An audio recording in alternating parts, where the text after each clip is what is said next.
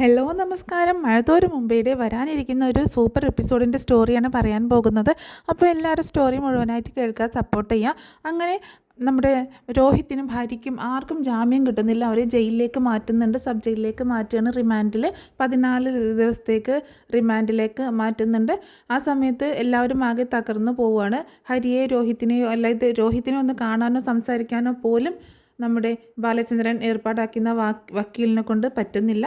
അതുകൊണ്ട് തന്നെ ജാമ്യം കോടതി നിഷേധിക്കുന്നുണ്ട്. അവർക്ക് ജാമ്യം ലഭിക്കുന്നില്ല. കാരണം അത്രയും നീചമായ ഒരു പ്രവൃത്തിയാണ്, കേരള മനസ്സാക്ഷിയെ ഞെട്ടിക്കുന്ന ഒരു പ്രവൃത്തിയാണ് ഇവർ ചെയ്തത് എന്ന് തന്നെ കോടതി വിലയിരുത്തുകയാണ്.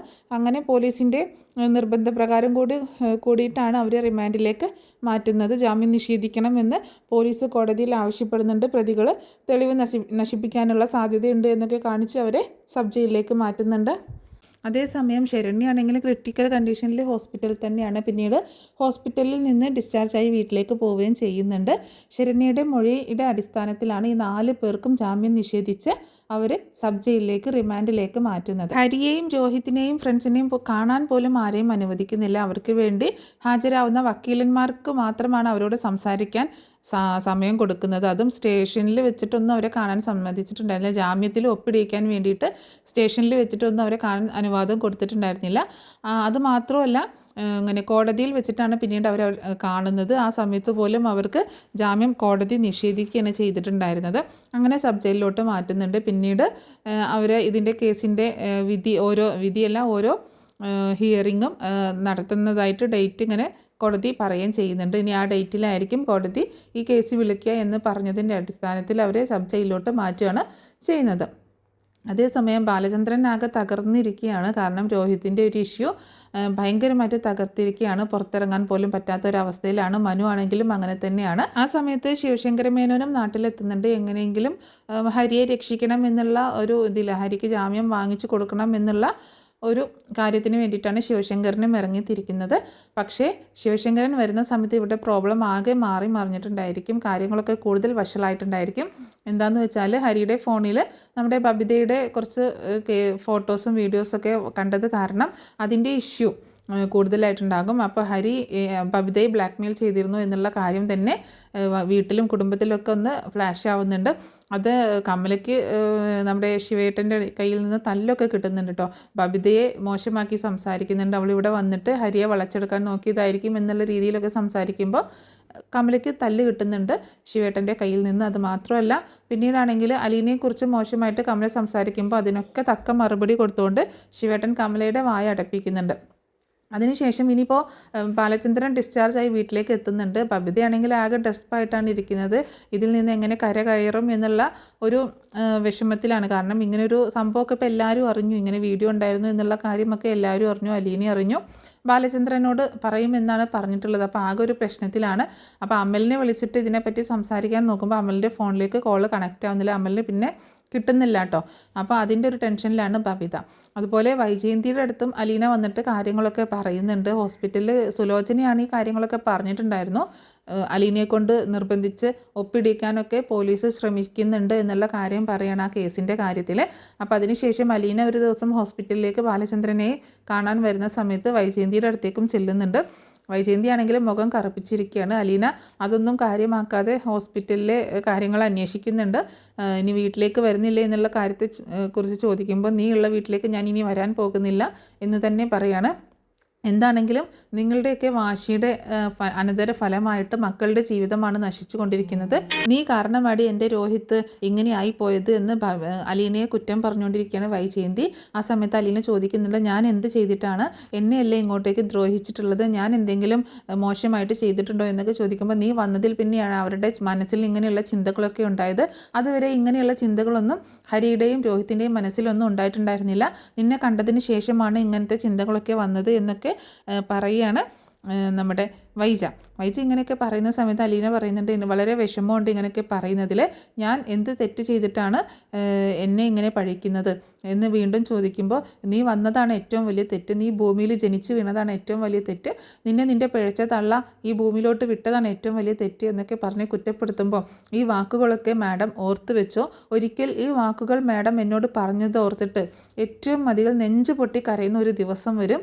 അന്ന് ഈ വാക്കുകൾക്ക് ഓർത്ത് മുഖത്ത് കുറ്റബോധം, ഈ പറഞ്ഞ വാക്കുകൾക്ക് ഉള്ള കുറ്റബോധം ഒരിക്കലും, ആ വിഷമം ഒരിക്കലും മാഡത്തിൻ്റെ മനസ്സിൽ നിന്ന് മായത്തില്ല എന്ന് അലീന പറയുമ്പോൾ, അതെന്താണ് നീ അങ്ങനെ പറയുന്നത്? എനിക്ക് എന്ത് കുറ്റബോധം? ഞാൻ പറയുന്ന വാക്കുകളൊക്കെ ഞാൻ സൂക്ഷിച്ച് തന്നെയാണ് പറയുന്നത്, അതിലൊരിക്കലും എനിക്ക് കുറ്റബോധം വരേണ്ട ആവശ്യമില്ല എന്നൊക്കെ ഇങ്ങനെ പറയാണ്.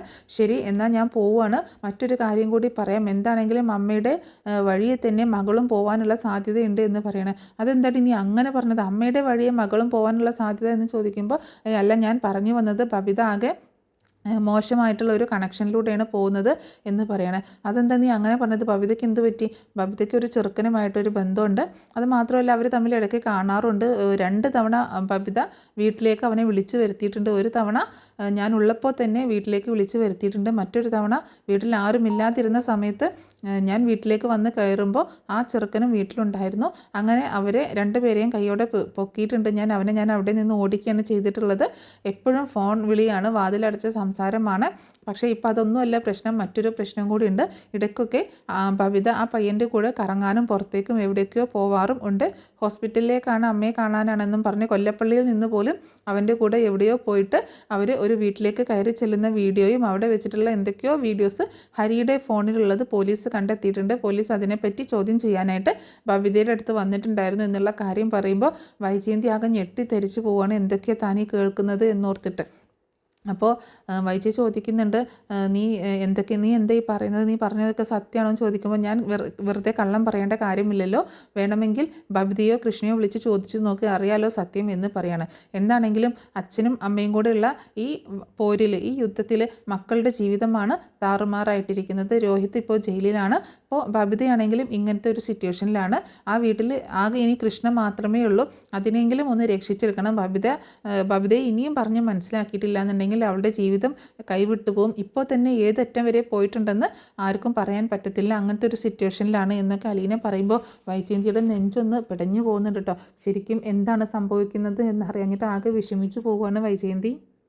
പിന്നീട് അലീന പറയുന്നുണ്ട്, ഞാൻ പോവുകയാണ്, ഇനി അങ്ങോട്ട് എന്ത് സംഭവിക്കുമെന്നൊന്നും അറിയത്തില്ല.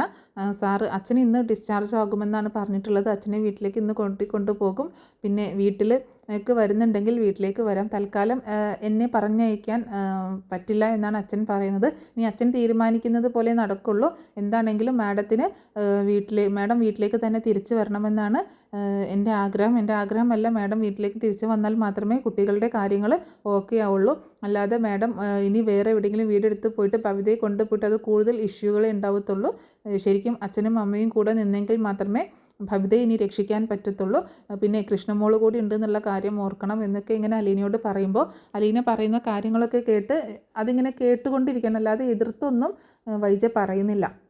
അങ്ങനെ എന്താണെങ്കിലും ഒന്നും മിണ്ടാതെ ഇങ്ങനെ കിടക്കുമ്പോൾ, ശരി ഞാൻ പോവുകയാണ്, ഞാൻ പിന്നീട് വരാമെന്ന് പറയുമ്പോൾ വളരെ രൂക്ഷമായിട്ട് അലീനയെ ഒന്ന് നോക്കുന്നുണ്ട് വൈജയന്തി. അപ്പോൾ അലീന ശരി ഞാൻ വരുന്നില്ല എന്ന് പറഞ്ഞിട്ട് പിന്നീട് പുറത്തേക്ക് പോവുകയാണ്.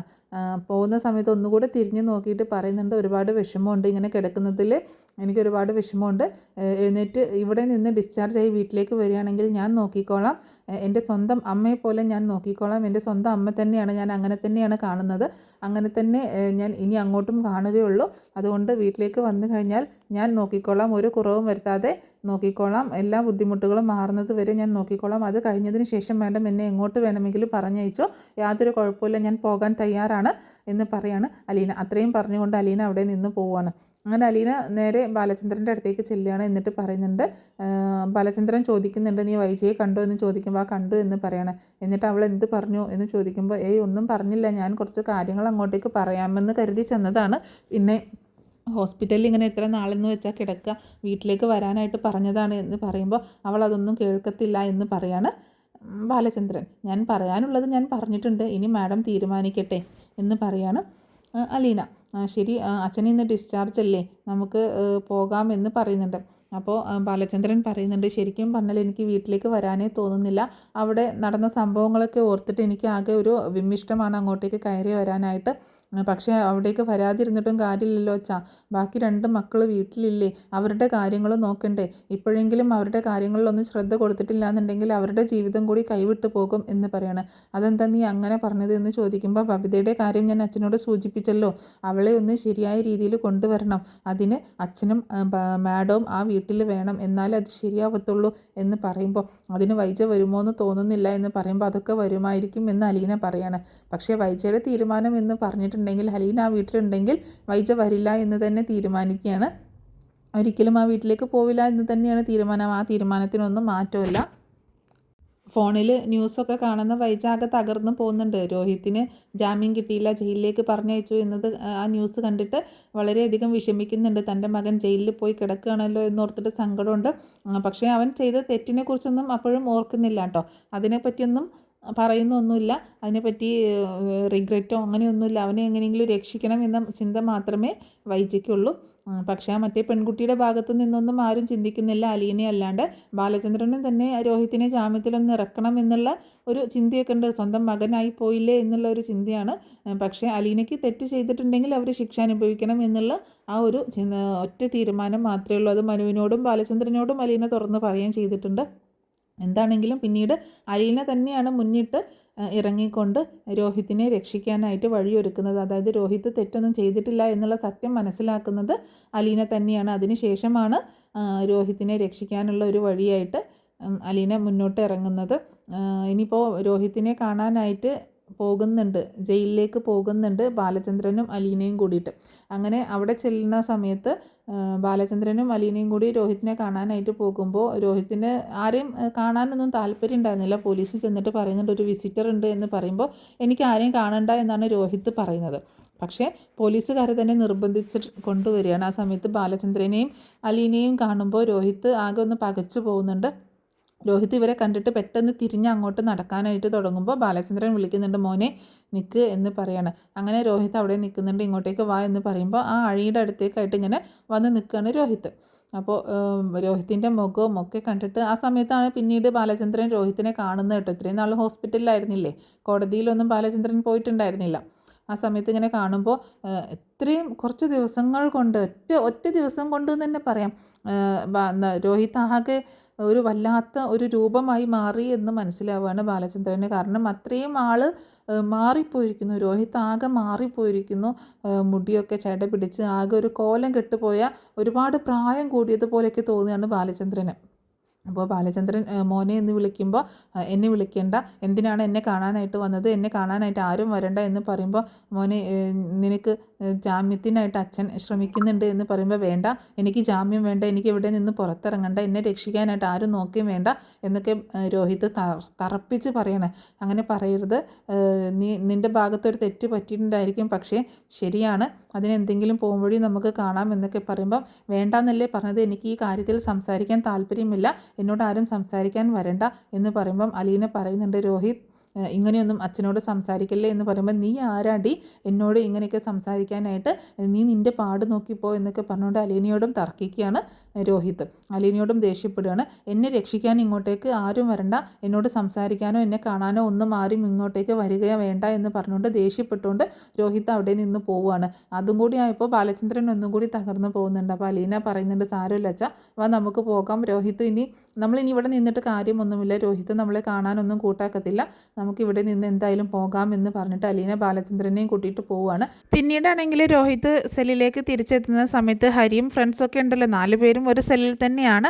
അവരാണെങ്കിൽ ഇവനെ ആരാണ് വന്നത് എന്താണെന്നൊക്കെ ചോദിക്കാനായിട്ട് ഹരി ശ്രമിക്കുന്ന സമയത്ത് രോഹിത് ഒന്നും പറയുന്നില്ല കേട്ടോ. പിന്നീട് ഒരു ദിവസം രോഹിത് ആണെങ്കിൽ ഇതൊന്നും സഹിക്കാൻ കഴിയാതെ ആത്മഹത്യയ്ക്ക് ശ്രമിക്കുകയും ചെയ്യുന്നുണ്ട്. പക്ഷേ അതിൽ പരാജയപ്പെട്ടു പോവുകയാണ് ചെയ്യുന്നത്. മറ്റുള്ളവരൊക്കെ അത് കാണുകയും ഇവൻ രാത്രിയിൽ എഴുന്നേറ്റിട്ട് ആ സെല്ലിലെ കമ്പിൽ ഉടുത്തിരുന്ന ആ ഷർട്ടിൻ്റെ അത് കീറിയും കൊണ്ട് കഴുത്തിൽ കുരുക്കിട്ടിട്ട് ആത്മഹത്യ ചെയ്യാനായിട്ട് നോക്കുന്നുണ്ട്. പക്ഷേ മറ്റുള്ളവർ കണ്ടതുകൊണ്ട് ആ ശ്രമം പൊളിഞ്ഞു പോവുകയാണ്. പിന്നീടാണെങ്കിൽ പോലീസ് പിന്നെ പെട്ടെന്ന് തന്നെ രോഹിത്തിനെ ഹോസ്പിറ്റലിലേക്ക് ആക്കുകയും ചെയ്യുന്നുണ്ട്. അങ്ങനെ ഹോസ്പിറ്റലിൽ വെച്ചിട്ട് അലീനയ്ക്ക് രോഹിത്തിനെ കാണാനും സംസാരിക്കാനുള്ള ഒരു അവസരം ലഭിക്കുകയും ചെയ്യുന്നുണ്ട്. അതുവഴിയാണ് ഹോസ്പിറ്റലിൽ നിന്നാണ് അലീന രോഹിത്ത് തെറ്റൊന്നും ചെയ്തിട്ടില്ല എന്നുള്ള കാര്യങ്ങളൊക്കെ ഒന്ന് മനസ്സിലാക്കുകയും ചെയ്യുന്നത് കേട്ടോ, അവൻ്റെ സംസാരത്തിൽ നിന്നിട്ട്. രോഹിത് ഇങ്ങനെ ഒരു കടുങ്കൈ ചെയ്തത് അറിഞ്ഞിട്ട് ബാലചന്ദ്രനും വൈജയും കൃഷ്ണയും ബബിതയും എല്ലാവരും ആകെ ഞെട്ടിപ്പോവാട്ടോ. കാരണം ഇത്തരം ഒരു കാര്യം പ്രതീക്ഷിച്ചതല്ല രോഹിത്തിൻ്റെ ഭാഗത്ത് നിന്ന്. രോഹിത് ആണെങ്കിൽ ജീവിതം മടുത്തു എന്നുള്ള ആ ഒരു ഇതിൽ, കാരണം ഇത്രയൊക്കെ സംഭവിച്ചല്ലോ, ഇനി ജീവിച്ചിരുന്നിട്ട് കാര്യമില്ല, പുറത്തിറങ്ങിക്കഴിഞ്ഞാലും നോർമൽ ഒരു ലൈഫ് കിട്ടില്ല എന്നുള്ളത് കൊണ്ട് തന്നെ രോഹിത് ഇങ്ങനെ ഒരു കടുങ്കൈ ചെയ്യാനായിട്ട് തീരുമാനിക്കുന്നത്. അതിലെന്താണെങ്കിലും പരാജയപ്പെടുകയാണ് ചെയ്യുന്നത്. അലീനയാണ് വീണ്ടും അവൻക്ക് രക്ഷകയായിട്ട് എത്തുന്നത്. പിന്നീട് ശരണ്യെ കാണുന്നതും അവനെ കേസിൽ നിന്ന് ഒഴിവാക്കുന്നതൊക്കെ അലീനയുടെ ഇടപെടൽ മൂലമാണ്. പിന്നീട് അതിനൊക്കെ ശേഷം അലീന രോഹിത്തിനെ രക്ഷിച്ചതിന് ശേഷം രോഹിതിന് എന്താണെങ്കിലും പാലായിൽ തൽക്കാലം താമസിക്കാനൊന്നും പറ്റത്തില്ലല്ലോ, ഒരു നോർമൽ ലൈഫൊക്കെ കിട്ടുക എന്ന് പറഞ്ഞിട്ടുണ്ടെങ്കിൽ കുറച്ച് സമയമെടുക്കും. ആളുകളൊക്കെ ഈ സത്യം അംഗീകരിച്ച് വരാനൊക്കെ സമയമെടുക്കും. കാരണം ഇതൊക്കെ ഒന്ന് മറന്ന് കിട്ടണം. കാരണം അത്രയും വലിയൊരു കേസല്ലേ, റേപ്പ് കേസ് എന്ന് പറഞ്ഞിട്ടുണ്ടെങ്കിൽ. അപ്പോൾ രോഹിത്തിനാണെങ്കിൽ വീട്ടിലേക്ക് വരാനോ നാട്ടിൽ നിൽക്കാനോ ഒന്നും താല്പര്യമില്ല, തിരിച്ച് ജയിലിലേക്ക് പോയാൽ മതി എന്ന് തന്നെയാണ് പറഞ്ഞുകൊണ്ടിരിക്കുന്നത് അലീനെ രക്ഷിക്കുന്ന സമയത്തും. അങ്ങനെ ആ സമയത്ത് അലീന തന്നെയാണ് വീണ്ടും ഒരു തീരുമാനമെടുക്കുന്നത്. രോഹിത്തിനെ തൽക്കാലം ഇവിടെ നിന്ന് എങ്ങോട്ടേക്കെങ്കിലും മാറ്റാം എന്നൊക്കെ പറയുന്ന സമയത്ത് എങ്ങോട്ട് മാറ്റും എന്നുള്ളതാണ്. അപ്പോൾ നീലഗിരിയിലേക്ക് പറഞ്ഞയക്കാമെന്ന് പറയുന്ന സമയത്ത് ഞാൻ പോകത്തില്ല എന്നാണ് രോഹിത് പറയുന്നത്. പിന്നെ അത് മാത്രമല്ല, അവിടെ ഗംഗാധരനും മാലതിയും അവിടെ ഇല്ല, മകളുടെ കൂടെയാണ്. അപ്പോൾ മകളുടെ വീട്ടിലേക്കൊന്നും പറഞ്ഞയക്കാൻ ഇവർക്ക് താല്പര്യമില്ല, അവർക്കും ഒട്ടും താല്പര്യം ഉണ്ടാവത്തില്ല ഇങ്ങനെ ഒരു കേസായതുകൊണ്ട്. അതുകൊണ്ട് തന്നെ പിന്നെ ഇങ്ങോട്ടേക്ക് പറഞ്ഞയക്കും എന്നുള്ള ഒരു ചിന്തയിലാണ്. നാട് വിട്ട് പോകാനും പറ്റത്തില്ല, കേസ് ഇങ്ങനെ നടന്നുകൊണ്ടിരിക്കില്ലേ, അതുകൊണ്ട് നാട് വിട്ട് പോകാനും പറ്റത്തില്ല. അപ്പോൾ തൽക്കാലം അലീന തന്നെയാണ് ഒരു സൊല്യൂഷൻ കണ്ടെത്തുന്നത്. അലീന രേവതിക്കുട്ടിയെ വിളിച്ചിട്ട് ഇങ്ങനെ ചോദിക്കുന്നുണ്ട്, മോളെ ഇങ്ങനെ ഒരു പ്രശ്നമുണ്ട്, ഞാനിപ്പോൾ എന്താ ചെയ്യാമെന്ന് അറിയത്തില്ല, രോഹിത്തിനെ തൽക്കാലം എങ്ങോട്ടെങ്കിലും മാറ്റണം എന്നുള്ള കാര്യം പറയുമ്പോൾ രേവതിക്കുട്ടിയാണ് പറയുന്നത്, ഇങ്ങോട്ടേക്ക് വിട്ടേക്ക് ചേച്ചി, ഇവിടെ വന്നോട്ടെ എന്ന് പറയുമ്പോൾ, അയ്യോ മോളെ അത് അങ്കിളിനും ആൻറ്റിക്കൊക്കെ ഇഷ്ടപ്പെടുമോ എന്നൊക്കെ ചോദിക്കുമ്പോൾ, അതൊന്നും കുഴപ്പമുണ്ടാവത്തില്ല, ഞാൻ എന്തായാലും അങ്കിളിനോടും ആൻറ്റിയോടും ചോദിച്ച് നോക്കട്ടെ, ചോദിച്ചിട്ട് സമ്മതിക്കുകയാണെങ്കിൽ ഞാൻ വിളിക്കാം എന്ന് പറഞ്ഞിട്ട് രേവതിക്കുട്ടി ഫോൺ വയ്ക്കുന്നുണ്ട്. അങ്ങനെ രേവതിക്കുട്ടി മാമച്ചായനോടും ഗ്രേസമ്മയോടും ചോദിക്കുന്നുണ്ട് ഈ കാര്യം, രോഹിത്തിനെ ഇങ്ങോട്ടേക്ക് കൊണ്ടുവരുന്ന കാര്യം. അപ്പോൾ അവർക്കത് അത്രയ്ക്ക് താല്പര്യമില്ല കേട്ടോ. അപ്പോൾ രേവതിക്കുട്ടി പറയുന്നുണ്ട്, പണ്ടത്തെ പോലെ ഒന്നുമല്ല ആൻറ്റി, ഇപ്പോൾ രോഹിത്തിൻ്റെ സ്വഭാവമൊക്കെ ആകെ മാറി, അവനിപ്പോൾ ഒരു പുതിയ മനുഷ്യനാണ്, ഇവിടെ വന്നു കഴിഞ്ഞാൽ നിങ്ങൾ രണ്ടുപേരും ഇല്ലേ, പിന്നെ നമ്മളൊക്കെ ഇല്ലേ, അപ്പോൾ അവൻ്റെ സ്വഭാവം മാറ്റിയെടുക്കാനായിട്ട് പറ്റും എന്ന് എനിക്കൊരു വിശ്വാസമുണ്ട് എന്ന് പറയണേ. അല്ല മോളെ, അങ്ങനെ ഒരു ചെറുപ്പക്കാരനല്ലേ, മുൻപ് അലീനയുടെ നേർക്കും അവനൊരു അറ്റംപ്റ്റ് നടത്തിയതൊക്കെ അല്ലേ, അതുകൊണ്ട് ഇനിയിപ്പോൾ ഇവിടെ നീയൊക്കെ ഉള്ളതല്ലേ, ഞങ്ങൾക്ക് നിൻ്റെ സുരക്ഷ നോക്കണ്ടേ എന്ന് പറയുമ്പോൾ, എനിക്കൊരു കുഴപ്പം വരത്തില്ല ആൻറ്റി, രോഹിത് എന്നെ ഒന്നും ചെയ്യാൻ പോകുന്നില്ല, രോഹിത് പഴയ ആളൊന്നുമല്ല, ഇപ്പം ആകെ മാറി, ഇപ്പം അങ്ങനത്തെ ചിന്തകളൊന്നും അവൻ്റെ മനസ്സിലില്ല എന്നാണ് അലീന ചേച്ചി പറഞ്ഞത്. അലീന ചേച്ചി അങ്ങനെ പറയണമെന്നുണ്ടെങ്കിൽ അത് അത്രയും മനസ്സിലാക്കിയിട്ട് തന്നെയാകും എന്ന് പറയണം. അപ്പോഴും മാമച്ചായൻ പറയുന്നുണ്ട്, എന്നാലും അത് ശരിയാണോ, നമ്മൾ വീട്ടിൽ ഇങ്ങനെ താമസിപ്പിക്കുക എന്ന് പറയുമ്പോൾ, വേണ്ട, വീട്ടിനകത്തേക്ക് കയറ്റാൻ ബുദ്ധിമുട്ടാണെങ്കിൽ ഇങ്ങോട്ടേക്ക് കയറ്റണ്ട, ജോസൂട്ടിയുടെ കൂടെ താമസിപ്പിക്കാമല്ലോ, വീട്ടിലേക്ക് ഇവിടെ താമസിപ്പിക്കേണ്ട, ജോസൂട്ടിയുടെ കൂടെ അവിടെ നിൽക്കട്ടെ, തൽക്കാലം ജോസൂട്ടി കുറച്ച് ദിവസത്തേക്ക് ലീവ് വേണമെന്നും പറഞ്ഞതല്ലേ, അപ്പോൾ ആ റൂം വെക്കേറ്റ് ആയിട്ട് കിടക്കുമല്ലോ, അവിടെ കിടക്കട്ടെ എന്നിങ്ങനെ പറയാണ് രേവതിക്കുട്ടി. അങ്ങനെയാണെങ്കിൽ നോക്കാം എന്നിങ്ങനെ ഗ്രേസമ്മ പറയുമ്പോൾ, എന്നാലും അതൊന്നും ശരിയാവത്തില്ല എന്നിങ്ങനെ പറയാണ് മാമച്ചായൻ. എന്താ മാമച്ചായ, ആ അലീന പറഞ്ഞു കഴിഞ്ഞാൽ ഓക്കെ അല്ലേ, അലീന പറയുമ്പോൾ അതിൽ നമുക്ക് വിശ്വസിക്കാം എന്ന് പറയണ ഗ്രേസമ്മേ. എന്നാൽ ശരി, അങ്ങനെ ആവട്ടെ, വേറെ കുഴപ്പങ്ങളൊന്നും ഉണ്ടാവാതിരുന്നാൽ മതി എന്ന് പറയുമ്പോൾ, ഒരു കുഴപ്പം ഉണ്ടാവത്തില്ലെന്നേ, ആ ദ്രോഹിമോൻ ഇങ്ങോട്ടേക്ക് വരട്ടെ, അവനെ നമുക്ക് എല്ലാവർക്കും കൂടി ശരിയാക്കി എടുക്കാം എന്നൊക്കെ പറയണം. എന്നാൽ നമുക്കൊരു കൈ നോക്കാം, അവൻ ഇങ്ങോട്ടേക്ക് വരട്ടെ എന്ന് മാമച്ചായനും പറയുന്നുണ്ട്. അങ്ങനെ പെട്ടെന്ന് തന്നെ അലീനയെ വിളിച്ച് രേവതിക്കുട്ടി പറയുന്നുണ്ട്, ആൻറ്റിയും അങ്കിളും സമ്മതിച്ചു, ചേച്ചി ആ ദ്രോഹിമോനെ ഇങ്ങോട്ടേക്ക് പറഞ്ഞയച്ചേക്ക് എന്ന് പറയണേ. എടി, ഇനിയെങ്ങാനും എൻ്റെ അനിയനെ ദ്രോഹിമോൻ എന്നൊക്കെ വിളിച്ചാലുണ്ടല്ലോ എന്ന് പറയുമ്പോൾ, രോഹിത് നിൻ്റെ ചേട്ടനായിട്ട് വരും, രോഹിത് ഏട്ടൻ എന്ന് വിളിക്കണം, നിൻ്റെ മൂത്തതാണ് എന്ന് പറയാണ്. ഓ, മൂത്തതോ ഇളയതൊക്കെ ഞാൻ ഇവിടെ വന്നിട്ട് തീരുമാനിച്ചോളാം, എന്താണെങ്കിലും ആ മുതലിനെ ഇങ്ങോട്ടേക്ക് വിട്ടേക്ക്, ഞങ്ങളിവിടെ കൈകാര്യം ചെയ്തോളാം എന്ന് പറയുന്നുണ്ട്. അങ്ങനെ അലീന അക്കാര്യം ബാലചന്ദ്രനെ അറിയിക്കുന്നുണ്ട്. വൈജയോട് പറയുന്ന സമയത്ത് വൈജ അതിനെ അനുകൂലിക്കുന്നില്ല കേട്ടോ, അങ്ങനെ പറ്റില്ല എന്ന് തന്നെയാണ് പറയുന്നത്. പക്ഷേ ബാലചന്ദ്രൻ രോഹിത് പോകാൻ തയ്യാറാണെങ്കിൽ ചെയ്യാമെന്ന് പറയുന്നുണ്ട്. അങ്ങനെ രോഹിത്തിനോട് സംസാരിക്കുന്ന സമയത്ത് രോഹിത്താണെങ്കിൽ ആദ്യമൊന്നും സമ്മതിക്കുന്നില്ല, പിന്നീട് അലീന ഇങ്ങനെ പറഞ്ഞ് മനസ്സിലാക്കി കൊടുക്കുന്നുണ്ട്. തൽക്കാലം നിനക്കൊരു മാറ്റം വരണമെങ്കിൽ നീ ഒന്ന് മാറി നിൽക്കുന്നത് നല്ലതായിരിക്കും, ഈ ഒരു അന്തരീക്ഷത്തിൽ നിന്നൊക്കെ ഒന്ന് മാറി നിൽക്കുമ്പോൾ നിൻ്റെ മനസ്സും ഒന്ന് മാറും, മനസ്സൊക്കെ ഒന്ന് കൂളാവും, ശാന്തമാകും എന്നൊക്കെ പറഞ്ഞ് രോഹിത്തിനെ കംഫർട്ടാക്കുന്നുണ്ട്. അങ്ങനെ രോഹിത്തിനെ അങ്ങോട്ടേക്ക് പറഞ്ഞയക്കുകയാണ്. പിന്നീട് അവിടെ ചെല്ലുന്ന സമയത്താണ് രോഹിത്തും അതുപോലെ രേവതിക്കുട്ടിയും തമ്മിലുള്ള പ്രണയമൊക്കെ വരുന്നത്. പിന്നീട് രോഹിത്താണെങ്കിൽ അവിടെ ആ രോഹിത്തിനെ പോലെ ഒരു നല്ല കുട്ടി വേറെ ഇല്ല, അത്രയും നല്ല സ്വഭാവത്തിലാണ് രോഹിത്ത് അവിടെ ജീവിക്കുന്നത്. അത് കണ്ടിട്ട് മാമച്ചായനും ഗ്രേസമ്മയ്ക്കൊക്കെ നല്ല ഇഷ്ടാവുകയും ചെയ്യുന്നുണ്ട് രോഹിത്തിനോട്. പിന്നെ അവർ തന്നെ രോഹിത്തിനെ കാര്യങ്ങളൊക്കെ പറഞ്ഞ് മനസ്സിലാക്കി നല്ലൊരു ജീവിതത്തിലേക്ക് അവന് തിരിച്ചു കൊണ്ടുവരികയും ചെയ്യുന്നുണ്ട്. അതിനൊക്കെ ശേഷമാണ് രോഹിത്ത് പിന്നീട് പാലായിലേക്ക് തിരിച്ചെത്തുന്നത്. പക്ഷെ അതിനുള്ളിൽ തന്നെ രോഹിത്തും രേവതിക്കുട്ടിയും തമ്മിലുള്ള ഒരു അടുപ്പം വന്നിട്ടുണ്ടായിരിക്കും കേട്ടോ. അതിൻ്റെ സ്റ്റോറി ഞാൻ ഉടനെ തന്നെ പറഞ്ഞ് അപ്ലോഡ് ചെയ്യുന്നതായിരിക്കും. അപ്പോൾ കുറേ നാളായിട്ട് ചോദിക്കുന്നുണ്ട് അതിൻ്റെ സ്റ്റോറി പറയുമെന്ന്, ഞാൻ ഉടനെ തന്നെ പറഞ്ഞ് അപ്ലോഡ് ചെയ്യാം. അപ്പോൾ എന്താണെങ്കിലും ഈ സ്റ്റോറി എല്ലാവർക്കും ഇഷ്ടമായിട്ടുണ്ടാവുമെന്ന് കരുതാൻ, ഇഷ്ടമായിട്ടുണ്ടെങ്കിൽ ഒന്ന് സപ്പോർട്ട് ചെയ്യാൻ മറക്കരുത് കേട്ടോ.